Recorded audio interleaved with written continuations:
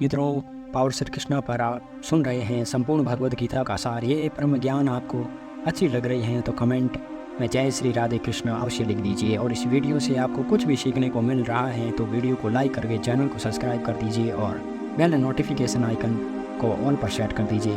तो चलिए आगे बढ़ते हैं।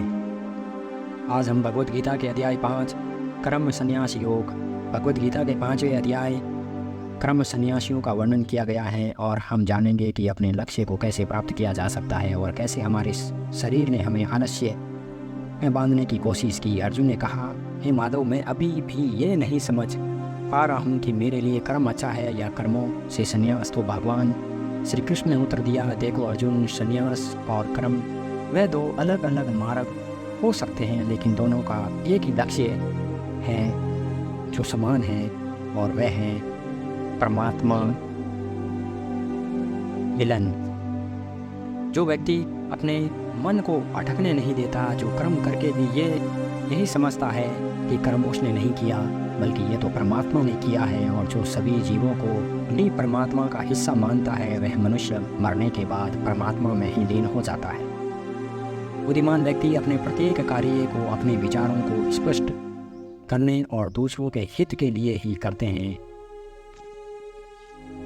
परमात्मा कभी भी मनुष्यों को बुरे काम करने के लिए नहीं प्रोत्साहित करता, बल्कि लोग खुद ही अपने क्रोध और मोह में आकर बुरे कार्य करते हैं और फिर उसी प्रकार से उनके फल सुनिश्चित हो जाते हैं। मैं तो बस उनका प्रतिफल उन्हीं को वापस देता हूँ। तुम अपने शरीर को चाहे कितना ही आनंदित कर दो, इसकी इच्छाएं कभी भी पूर्ण नहीं होगी। इसीलिए अर्जुन, तेरे जैसे बुद्धिमान व्यक्ति को शरीर की इच्छाओं में मन नहीं लगाना चाहिए। इस संसार का असली मूल्य होता है वो जिसमें अपने शरीर का नाश होने से पहले अपने क्रोध का नाश कर दिया हो, जो संपूर्ण प्राणियों का हित करता है, जिसका मन कभी भी कार्य में नहीं बनता और जो अपने भटकते हुए मन को एक जगह केंद्रित करके परमात्मा को याद करता है, वही व्यक्ति सुखी भी है और परमेश्वर सहित सभी के लिए प्रिय भी हैं।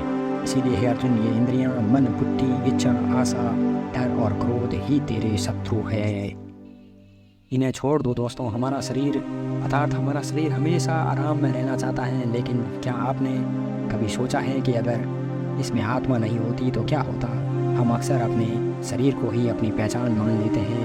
हम कहते हैं ये मेरी आँखें हैं, ये मेरा हाथ है, और जब हमारा शरीर हमें आराम करने के लिए बोलता है तो हम सो जाते हैं। लेकिन क्या आप ये सोच सकते हैं कि शरीर आपकी बुद्धि पर भारी हो गया है? इसीलिए आपको ये समझना होगा कि आप एक आत्मा है और आपको अपनी बुद्धि से अपने शरीर को चलाना होगा।